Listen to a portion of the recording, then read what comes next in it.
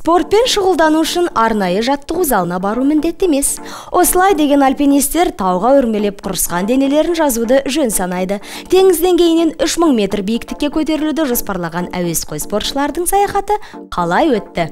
Толығырақ селфи репортажда. Сәлем достар, біз сонымен бүгінгі селфи репортажымызды бастаймыз. Дәл қазір тауға бет алу үстіндеміз. Үлкен Алматы көлі. Қызықтың бәрі алда.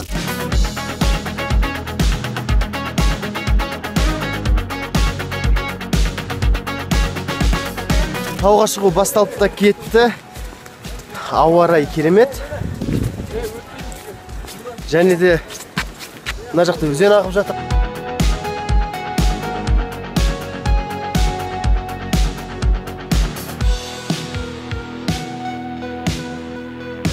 Көріп тұрғандарыңыздай біз үлкен Алматы көлінің биік шыңына келдік. Ауа райы өте тамаша.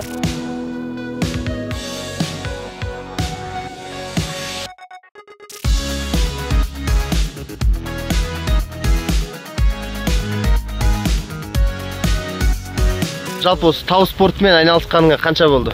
Тау спортымен айналысқанымызда 3 айдай уақыт өтті.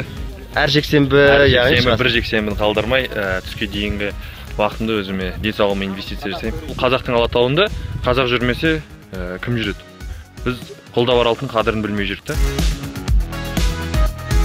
Көріп тұрғандарыңыздай, мұз жоғарыдан тамшылаған су қатып, мынандай көкшіл мұзға айналған. Көріп тұрғандарыңыз. Өте бір табиғаттың керемет құбылысы деп ойлаймын мен ойымша. Мына ішіндегі шұңқырды көрсетейін сіздерге.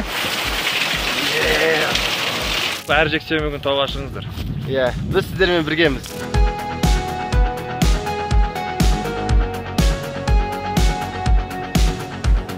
Жаяу саяхаттан мінекей қайтып келе жатырмыз Алматыға.